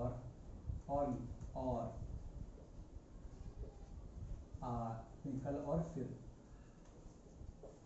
ठीक है, इतना ध्यान रखना है पहली चीज। तो सबसे पहली चीज है इसकी सीक्वेंस को याद रखो, इसमें सारे नहीं है। ठीक है, बहुत लंबी है, मतलब तुम किसी बुक में देखोगे तो कंपाइल करते करते 100 अलग अलग निकला है, लेकिन यहाँ मैंने 15-20 जो भी लिखे हैं इनको एटलीस्ट एक सीक्वेंस वाइज एक आइडिया होना चाहिए कि कौन सा ऊपर है कौन सा नीचे है, मतलब कौन सा किसके ऊपर है कौन सा किसके नीचे है। ठीक है, अगर मैं Cu बोलूं तो Cu पता होना चाहिए कि वो हाइड्रोजन से नीचे है। यहाँ पर कहाँ गया hydrogen, this is the reference, ये तुम्हारा 0 है, 0.0। ठीक है जी, क्लियर होगी बात। ये रेफरेंस है, इसके ऊपर इसके नीचे हम वो सब चीजें देखेंगे। तो सबसे पहले बात करते हैं इस भाई साहब की।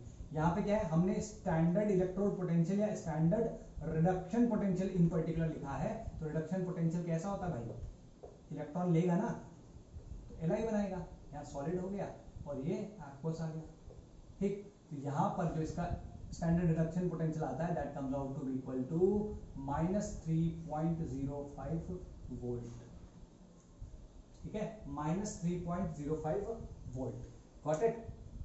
Now this again K++ electron, देखो इसमें भी इसी तरीके से आएगा, मैं इसका मेरे को याद नहीं है, मैं बता भी नहीं रहा हूँ, इसमें जिस जिसका जानने वाला है तुम्हारा इसका हो गया 2+ इलेक्ट्रॉन, 2 इलेक्ट्रॉन्स गिव Zn, इसका मैंने क्या बताया था 0.76 नेगेटिव में, क्यों, क्योंकि इनका ऑक्सीडेशन पोटेंशियल पॉजिटिव होता है तो ये नेगेटिव होगा। तुम ध्यान से देख रहे हो कि नीचे जाते जाते जो इलेक्ट्रोड स्टैंडर्ड रिडक्शन पोटेंशियल है वो क्या कर रहा है, इंक्रीज कर रहा है ना नीचे जाते जाते। यहाँ पे -3 था, यहाँ पे -0, अब तुम अगर Fe की बात करोगे तो Fe यहाँ पे ये वाला आता है, ये कितना आ जाएगा 0.41 वोल्ट।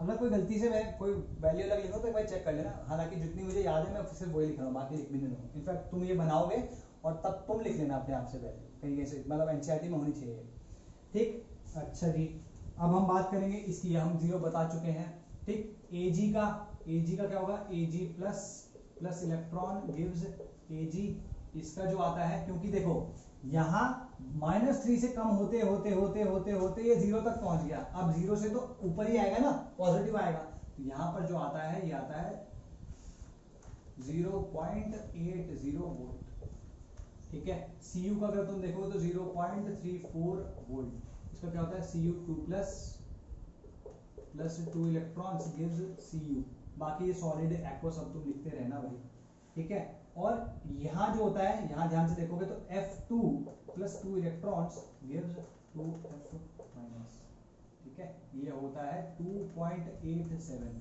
वोल्ट। तो तुमने देखा कि एक एक्सट्रीम पे यहाँ पर लिथियम है और एक एक्सट्रीम पे यहाँ पर, दूसरे एक्सट्रीम पे यहाँ पर फ्लोरीन है, ठीक है। इसका रिडक्शन पोटेंशियल नेगेटिव आ रहा है, इसका रिडक्शन पोटेंशियल पॉजिटिव आ रहा है, ठीक है। इससे ज्यादा नोन नहीं है, मतलब या इससे कम रिडक्शन पोटेंशियल नोन नहीं है, इससे ज्यादा रिडक्शन पोटेंशियल नोन नहीं है। अब इससे हमें क्या क्या इंफॉर्मेशन मिल रही है तुम वो देखो। पहली चीज, यहाँ पे नीचे जाते जाते अगर SRP इंक्रीज कर रहा है तो इस डायरेक्शन में SOP डिक्रीज कर रहा है, ठीक है। अगर तुम सब ये इसकी जगह SOP लिखना शुरू करोगे तो सब धीमे धीमे देखोगे कि इसका SOP तो 3.05 था और इसका कितना आएगा SOP -2.87, तो धीमे धीमे ये SOP, ये SRP दिया है, SOP धीमे धीमे डिक्रीज कर रहा होगा, पहली चीज। दूसरी चीज तुम देखो लिथियम के बारे में, लिथियम को तुम रिड्यूस कर रहे हो और उसका रिडक्शन पोटेंशियल नेगेटिव आ रहा है, मोस्ट नेगेटिव रिडक्शन पोटेंशियल आ रहा है, या यूं कह लो उसका हाईएस्ट ऑक्सीडेशन पोटेंशियल आएगा, तो तुम कह सकते हो that it has the highest tendency to get oxidised. लिख लो इसके उसमें, यहाँ पे लिख लेना, इधर मेरे पास अभी जगह नहीं है, ठीक है, इसके पास लिख लेना highest tendency to get oxidised, highest tendency to get oxidised. अच्छा, क्योंकि ये यहाँ पे रिड्यूस हो रहा है ना, ये यहाँ पे रिड्यूस हो रहा है और इसकी वैल्यू कितनी है, पॉजिटिव में है, रिडक्शन पोटेंशियल की वैल्यू पॉजिटिव में है, तो हम ये कह सकते हैं that it has the tendency to get reduced, या it has the highest tendency to get reduced, ठीक है, ये लिख लेना इसके बारे में। ठीक, अब अगर तुम बीच वालों के बारे में बोलोगे तो बीच वालों की जो होगी ये समझो, हाइड्रोजन से ऊपर वाले जितने हैं, हाइड्रोजन से ऊपर वाले जिनका रिडक्शन पोटेंशियल नेगेटिव है तो उनका ऑक्सीडेशन पोटेंशियल क्या होगा, पॉजिटिव। तो तुम लिखोगे हाइड्रोजन से ऊपर वालों के लिए these have higher tendency to get oxidized as compared to hydrogen, और हाइड्रोजन से नीचे यहाँ तक, इससे हाइड्रोजन से ये Cu से लेकर यहाँ तक, they have higher tendency to get reduced as compared to hydrogen, ठीक है, ये दोनों चीजें लिख लोगे। अच्छा, अब एक चीज और है, ये ध्यान रखना, अगर कोई, मैं पहले भी बता चुका हूं, अभी दोबारा बोल रहा हूं, अगर किसी का ऑक्सीडेशन पोटेंशियल पॉजिटिव है एज कंपेयर टू कार्बन नहीं, एज कंपेयर टू हाइड्रोजन, तो उसकी टेंडेंसी ऑक्सीडाइज होने की है, यह भी मैंने बोला। और जो जिसका रिडक्शन पोटेंशियल पॉजिटिव है उसकी टेंडेंसी रिड्यूस होने की है। तो जो ऑक्सीडाइज होता है वो इलेक्ट्रॉन देता है। मैं अगर ऑक्सीडाइज होऊंगा तो मैं इलेक्ट्रॉन दूंगा, ठीक है, लेकिन इलेक्ट्रॉन दूंगा तो कोई तो लेगा ना उसको, तो जो लेगा वो रिड्यूस हो जाएगा। तो जो ऑक्सीडाइज होता है वो दूसरे को रिड्यूस कर देता है। तो this will be the strongest reducing agent, this will be the strongest reducing agent. ये वाला रिड्यूस हो रहा है, तो रिड्यूस होने के लिए कहीं से तो इलेक्ट्रॉन चाहिए इसको। अब ये इलेक्ट्रॉन एक्सेप्ट कर रहा है तो किसी के इलेक्ट्रॉन छीन रहा होगा, ले रहा होगा। जिसके इलेक्ट्रॉन ले लेगा उसका ऑक्सीडेशन नंबर बढ़ जाएगा, उसका ऑक्सीडेशन हो जाएगा। तो ये क्योंकि स्ट्रांगली इसकी टेंडेंसी है रिड्यूस होने की, this is a strong oxidising agent, this is a strong oxidising agent. Clear होगी ये बात? अच्छा, और इसके और लिथियम और इसके बीच में जितने भी होंगे इनकी टेंडेंसी क्या होगी? रिड्यूसिंग एजेंट बनने की। और इसके और हाइड्रोजन के बीच में जो होंगे उनकी टेंडेंसी क्या होगी? ऑक्सीडाइजिंग एजेंट बनने की। ठीक है जी, तो these are the things which we need to know। ठीक है, good oxidizing agent blah blah blah, tendency to get oxidized, ठीक है। तो ये तुम्हारा इलेक्ट्रोकेमिकल सीरीज होगी। अब एप्लीकेशन लिख लेते हैं, फिर कंप्लीट करते हैं इसको। एप्लीकेशंस क्या क्या है? ठीक है, एप्लीकेशंस क्या क्या है, इसकी 4-5 एप्लीकेशंस है, वो लिखते हैं। सबसे पहले एप्लीकेशन ये है कि इसकी वैल्यू के बेसिस पे तुम ये बता सकते हो कि उसकी ऑक्सीडाइज होने की टेंडेंसी ज्यादा है या रिड्यूस होने की टेंडेंसी ज्यादा है। उसके बेसिस पे तुम ये भी बता सकते हो कि वो रिड्यूसिंग एजेंट अच्छा होगा या ऑक्सीडाइजिंग एजेंट अच्छा होगा। और ये भी बता सकते हो कि वो एनोड बनाएगा या कैथोड। ठीक है, तो कैसे देखेंगे? देखो, higher the reduction potential, higher the reduction potential, higher, इस तरीके से लिखना है इसको। फर्स्ट ये मिटा देते हैं इसको, कुछ और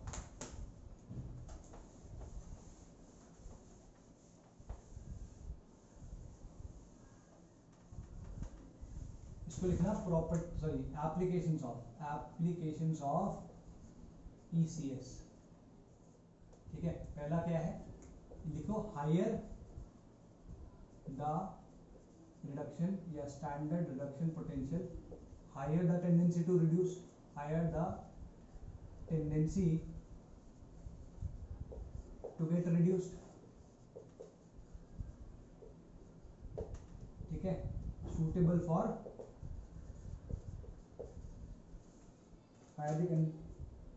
चलो इसको बाद में लिखेंगे, ये लिख लेते हैं। Tendency to get reduced, strong oxidising agent.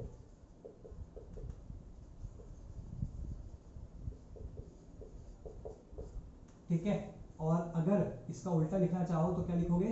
Higher the tendency, higher the SOP, standard oxidation potential. तो क्या लिखोगे इसमें? Higher the tendency to get oxidise, जो ऑक्सीडाइज हो जाता है वो रिड्यूस करता है, तो वो स्ट्रॉन्ग रिड्यूसिंग एजेंट होगा। ठीक है, अब इसमें तुम कैसे जानोगे टेंडेंसी? देखो, यहाँ पे जैसे मैंने लिखा है इसका रिडक्शन पोटेंशियल पॉजिटिव है, और अगर मैं इसकी बात करता हूँ और इसकी बात करता हूँ, तो कौन सा ज्यादा स्ट्रॉन्ग ऑक्सीडाइजिंग एजेंट होगा? जो ज्यादा इलेक्ट्रोड स्टैंडर्ड रिडक्शन पोटेंशियल वाला है उसकी टेंडेंसी ज्यादा होगी रिड्यूस होने की एज कंपेयर टू दिस। तो फ्लोरीन की ज्यादा होगी as compare to oxygen. Clear? तो क्योंकि इसकी टेंडेंसी ज्यादा है इससे रिड्यूस होने की, तो इसकी टेंडेंसी ज्यादा होगी इससे ऑक्सीडाइज करने की। इसकी टेंडेंसी ऑक्सीडाइज करने की ऑक्सीजन से ज्यादा होगी। ठीक है, क्लियर होगी? एग्जाम्पल चाहे तो एग्जाम्पल लिख लेना भैया वाला। ठीक है, ओके। सेम वे विद ये oxidising, same way with standard oxidation potential. ठीक है, तो इसमें अगर मान लो मैं फ्लोरीन के बारे में लिखता हूँ, ठीक है, फ्लोरीन का मैंने क्या लिखा था? ऑक्सीडेशन पोटेंशियल, रिडक्शन पोटेंशियल, तो हमने इसको लिखा था इस तरीके से। और अगर मैं जिंक की बात करता हूँ तो जिंक को कैसे लिखेंगे? Zinc 2+, zinc to give Zn 2++2 electron. ठीक है, अगर मैं पूछता हूं कि ये कौन सा इसका ऑक्सीडाइजिंग एजेंट है, ठीक है, तो ऑक्सीडाइजिंग एजेंट हमेशा इस साइड पे आता है, लेफ्ट हैंड साइड पे, और कौन सा रिड्यूसिंग एजेंट है तो वो हमेशा राइट हैंड साइड पे आता है। ठीक, तो क्योंकि यहाँ पे अगर तुम ध्यान से देखो, मैं इसके बारे में पूछूंगा कि ये ऑक्सीडाइजिंग एजेंट है या रिड्यूसिंग एजेंट, तो ये ऑक्सीडाइजिंग एजेंट नहीं है, इलेक्ट्रॉन्स दे रहा है, तो ये रिड्यूसिंग एजेंट हुआ। तो ऑक्सीडाइजिंग एजेंट कौन सा हुआ, ये। अच्छा, इसमें पूछूंगा कि ये ऑक्सीडाइजिंग एजेंट कौन सा है, ये या ये इलेक्ट्रॉन्स ले रहा है, तो ये रिड्यूस हो रहा है खुद, इसका मतलब ये ऑक्सीडाइज करेगा, तो क्या हो जाएगा, ओ ए। ठीक, अगर मैं रिड्यूसिंग एजेंट की बात करूं तो रिड्यूसिंग एजेंट क्या होगा, यहां पर ये वाला रिड्यूसिंग एजेंट हो जाएगा सेम कॉन्सेप्ट से, और ये वाला रिड्यूसिंग एजेंट हो जाएगा सेम कॉन्सेप्ट से। मैं कुछ गलत कर रहा हूं क्या?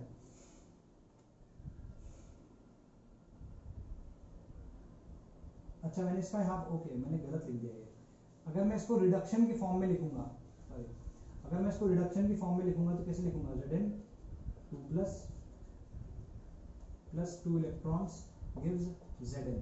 ठीक है, तो तुम यहाँ पे देखोगे ये इलेक्ट्रॉन एक्सेप्ट कर रहा है, एक्सेप्ट करने वाला कौन सा होता है, जो खुद रिड्यूस हो रहा, तो वो ऑक्सीडाइज करेगा। तो हमेशा लेफ्ट हैंड साइड पे तुम देखोगे ऑक्सीडाइजिंग एजेंट्स होते हैं, और राइट हैंड साइड पे हमेशा रिड्यूसिंग एजेंट होता है। तुम अगर लिखो इसको कि m प्लस n इलेक्ट्रॉन्स, इस तरीके से रिड्यूस्ड मटेरियल, ठीक है, तो हमेशा इन जनरल अगर तुम रिडक्शन की इक्वेशन लिखोगे तो जो लेफ्ट हैंड साइड पे होगा हमेशा वो ऑक्सीडाइजिंग एजेंट की तरह बिहेव करेगा, और जो राइट हैंड साइड पे होगा वो रिड्यूसिंग एजेंट की जैसे बिहेव करेगा। ठीक है, ये चीज क्लियर हुई। अच्छा, अब ये तो फर्स्ट चीज हो गई। दूसरी चीज है, चलो इसके एग्जांपल ले लेते हैं पहले। फ्लोरीन के बारे में हमने कहा कि ये strongest reducing sorry oxidising agent है, लेकिन ध्यान रखना कि हम इसको नहीं यूज करते हैं क्योंकि बहुत वायलेंट होता है। अगर तुमने फ्लोरिनेशन देखा होगा ऑफ हाइड्रोकार्बन्स, अभी तुमने 11th में पढ़ा ही है, ठीक है, 11th में अगर तुमने देखा होगा हैलोजिनेशन तो हम सिर्फ दो का कराते हैं, क्लोरीन का और ब्रोमीन का। आयोडीन का इसलिए नहीं कराते क्योंकि वो या उसे कराने के दूसरे तरीके हैं, उसको अगर कराएंगे तो वो रिवर्सिबल होता है, इसलिए वो होता नहीं है।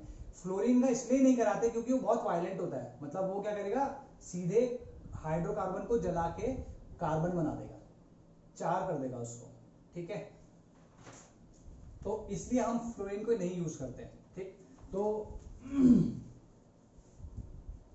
क्लियर होगी बात। अच्छा, अगर फ्लोरीन को नहीं यूज कर रहे तो किसको यूज कर रहे होते हैं इन जनरल, हम यूज कर रहे होते हैं KMnO4 और K2Cr2O7 को। तो KMnO4 और K2Cr2O7, ठीक है, तो इसमें क्या है MnO4, या अगर मैं यूं लिखूं E0 MnO4 minus Mn2 plus, और इसको लिखूं E0 Cr2O7 2 minus 2 Cr3 plus. तो इसमें अगर तुम्हें जानना हो कि ये ज्यादा स्ट्रॉन्ग ऑक्सीडाइजिंग एजेंट है या ये ज्यादा ऑक्सीडाइजिंग एजेंट है, स्ट्रॉन्ग ऑक्सीडाइजिंग एजेंट है, तो हमको इनके ऑक्सीडेशन पोटेंशियल की जो वैल्यू है E0 स्टैंडर्ड कंडीशन में, standard oxidation potential of this one and standard oxidation potential of this two, इनको कंपेयर करना पड़ेगा।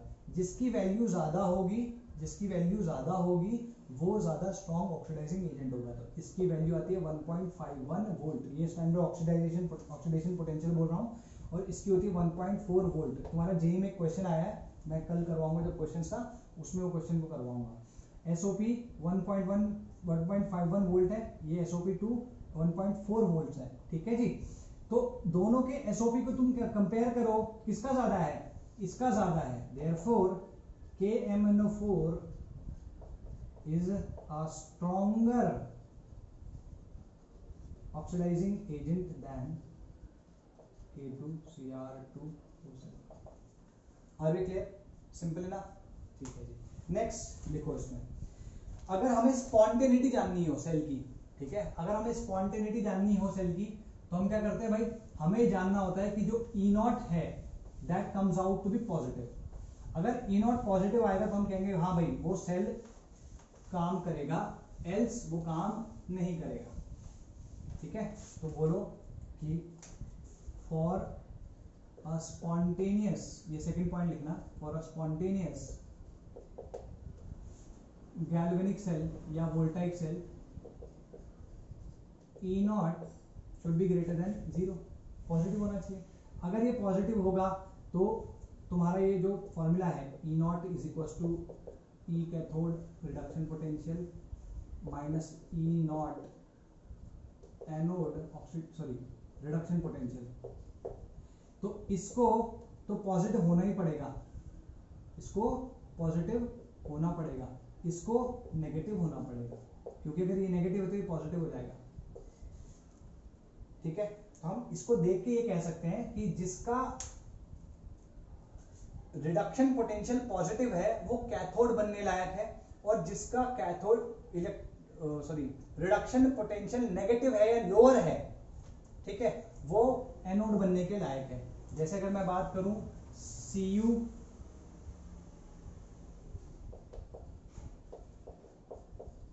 ये कितना होता है 0.34 वोल्ट, और अगर मैं इसकी बात करूं Zn 2 प्लस टू Zn ये कितना होता है माइनस 0.76 वोल्ट। तो अगर तुम ध्यान से देखो तो ये वाला ज्यादा सूटेबल है कैथोड के लिए, कैथोड, और इसका क्योंकि रिडक्शन पोटेंशियल कम है इससे, तो ये क्या हो जाएगा एनोड। ठीक है, तो इसमें लिखो higher the reduction potential of like when compare, ऐसे लिखो when comparing two electrodes, the electrode with higher reduction potential, will be made cathode, and the electrode with lower reduction potential will be made anode to create a working spontaneous galvanic cell। ठीक है जी, इस तरीके से ये लिख लेना। ठीक है, अगर मान लो तुम्हें इलेक्ट्रोकेमिकल सीरीज में जानना है, इलेक्ट्रोकेमिकल सीरीज में, तो इलेक्ट्रोकेमिकल सीरीज मान लो यहाँ लिखी है, तो जितना जो दो तुम चूज कर रहे हो, जो इस सीरीज में नीचे की तरफ होगा वो तुम्हारा कैथोड बनेगा, और जो तुम्हारा सीरीज में ऊपर की तरफ होगा वो तुम्हारा एनोड बनेगा। तो इसको भी लिख लो। If we compare two electrodes in the electrochemical series, the one which is lower in the ECS, will be suitable for making the cathode, and one which is higher in the ECS will be suitable for making anode। ये ध्यान रखोगे, बस इतना लिख लो। Third वाला, ठीक, third वाले में क्या है कि अगर इलेक्ट्रोकेमिकल सीरीज दी है तो जो मान लो A यहाँ पे है और B यहाँ पे है, तो जो A है वो हमेशा B को रिप्लेस कर सकता है इसके सॉल्ट में। तो लिखो elements higher on the ECS can always replace elements lower than it in the ECS। इससे नीचे जितने भी हैं इन सबको ये रिप्लेस कर सकता है उनके सॉल्ट में। अगर इसके ऊपर की बात करो तो इनके साथ नहीं कर सकता। ठीक है, एग्जाम्पल के इसको लिख लो, पहले दोबारा से बोल रहा हूँ। ठीक है, वैसे लिख लिया होगा यार अभी तो। अब एग्जाम्पल लेते हैं, जैसे Zn क्या है, Zn ऊपर था, Cu नीचे था, या Fe यहाँ कहीं था, है ना। तो अगर मैं Zn प्लस CuSO4 करूंगा, क्या आएगा यहाँ पे ZnSO4 प्लस Cu। ठीक है, तो Zn ने Cu को रिप्लेस कर दिया उसके सॉल्ट में। अगर मैं Zn प्लस FeSO4 करूंगा तो भी ZnSO4 प्लस Fe आ जाएगा, या मैं Fe प्लस CuSO4 करूंगा तो FeSO4 प्लस Cu आ जाएगा। लेकिन अगर मैं Cu प्लस FeSO4 या Cu प्लस ZnSO4 करूंगा तो कोई रिएक्शन नहीं होगी। ठीक है, यहाँ पे अगर तुम देखोगे, इनको कैलकुलेट करके देखना अपनी इलेक्ट्रोकेमिकल सीरीज से। इस सेल के लिए क्या आता है, ई नॉट सेल, इस सेल के लिए ई नॉट सेल आएगा 1.1 वोल्ट पॉजिटिव आएगा, इस वाले के लिए भी पॉजिटिव आएगा और इस वाले के लिए भी पॉजिटिव आएगा। लेकिन जब तुम इसका कैलकुलेट करोगे तो इसका नेगेटिव आएगा। तो जो नेगेटिव है तो वो तो स्पॉन्टेनियस ही नहीं है, तो होगा ही नहीं, तो रिएक्शन होगी नहीं। स्पॉन्टेनियस ही नहीं है रिएक्शन, तो होगी कैसे। ठीक है, okay, let's talk about the next one, electropositive character of the element. अब इलेक्ट्रोपॉजिटिव कैरेक्टर और इलेक्ट्रोनेगेटिव कैरेक्टर के बारे में हम क्या कह सकते हैं। देखो, ये तुम्हारी इलेक्ट्रोकेमिकल सीरीज है। ठीक है, इलेक्ट्रोकेमिकल सीरीज में तुमने देखा जो सबसे ऊपर एलिमेंट था उसका रिडक्शन पोटेंशियल नेगेटिव था, तो इलेक्ट्रॉन या उसका ऑक्सीडेशन पोटेंशियल पॉजिटिव था, तो उसको इलेक्ट्रॉन को देने की टेंडेंसी उसकी ज्यादा थी, है ना। तो हम कहेंगे electropositive character decreases as we go down the group, as we go down the series। तो सीरीज में अगर तुम देखो यहाँ पे लिथियम है और बिल्कुल बॉटम पे जाके यहाँ पे फ्लोरीन है, ठीक है जी। या फ्लोरीन के अलावा यू कैन सी यहाँ पे Cu था, Ag था, Au था, नहीं सॉरी Au नहीं, इससे पहले Hg था और Au था। यहाँ बीच में अगर तुम देखोगे तो यहाँ पे F था, O था, E था, ठीक है, और कैडमियम था और जिंक ऊपर था, ठीक है जी। और यहाँ पर हाइड्रोजन है और यहाँ पे तुम्हारे लिथियम हो गए या फिर यूँ समझ लो यहाँ पे एल्कली मेटल्स हो गए या एल्कलाइन अर्थ मेटल्स हो गए, ठीक। तो तुम अगर देखोगे जो बिल्कुल टॉप पे हैं उनकी इलेक्ट्रोपॉजिटिविटी ज्यादा होती है, तो वो कोल्ड वाटर से भी रिएक्ट कर जाते हैं। तो अगर मैं एक एल्कली एलिमेंट या एल्कली मेटल या एल्कलाइन अर्थ मेटल को रिएक्ट कराऊं कोल्ड वाटर से, तो ये हमेशा H2 दे देंगे, मतलब ये रिएक्ट कर जाएंगे और रिएक्ट कर जाएंगे तो H2 दे देंगे, ठीक है। अगर मैं इनकी बात करूं तो इनको ये जो मिडिल वाले हैं, जैसे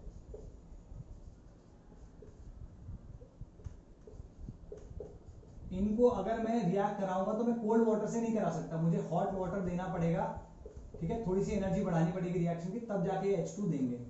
अगर इससे नीचे वालों की तुम बात करो, तो Cu, Ag, Au, Hg, इनको तुम वाटर के साथ या स्टीम के साथ भी अगर रिएक्ट कराओगे ना तो नो रिएक्शन, ठीक है, ये रिएक्शन नहीं होगी। गॉट दिस, ठीक है। नेक्स्ट, अगर मान लो हाइड्रोजन को तुमने जीरो माना है ना, हाइड्रोजन से ऊपर जितने भी हैं वो सारे के सारे एसिड्स के साथ रिएक्ट करके H2 रिलीज कर देते हैं, लेकिन H2 से जितने भी नीचे हैं ये कभी भी एसिड के साथ रिएक्ट करके H2 नहीं निकालते हैं। ये कह लो जो मैंने अभी बताया था उसी का एक एक्सटेंशन बता रहा हूं, है ना। एक्सटेंशन क्या है, ये लास्ट पॉइंट है, इसको लिख लो, इसको इनफैक्ट लिख ही लो, मैंने पिछले वाला पॉइंट शायद बोला नहीं, उसको लिख लेना। Elements present above H in the ECS will release hydrogen from their acids, while elements below H will not, ठीक है।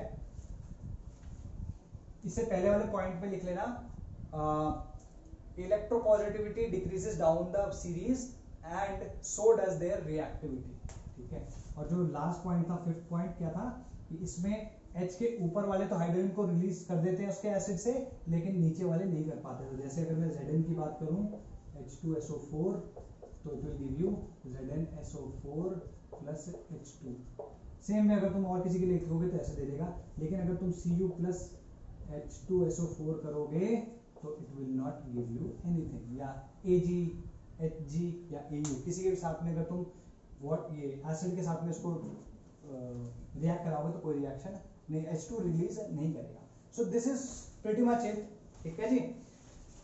अब क्योंकि ये हो गया है, हमारा सिर्फ और सिर्फ एक पार्ट बचता है, फर्स्ट पार्ट का लास्ट पार्ट बचता है। फर्स्ट पार्ट क्या था हमारा, दी वोल्टाइक और galvanic cell. Voltaic galvanic cell के बाद हमारा आता है second part which is electrolytic cell and the third one is conductance. तो इस पर्टिकुलर पार्ट का अब लास्ट पार्ट बचा है which is called the types of cells, ठीक है, type of half cells to be precise, ठीक है, वो हम कर लेंगे।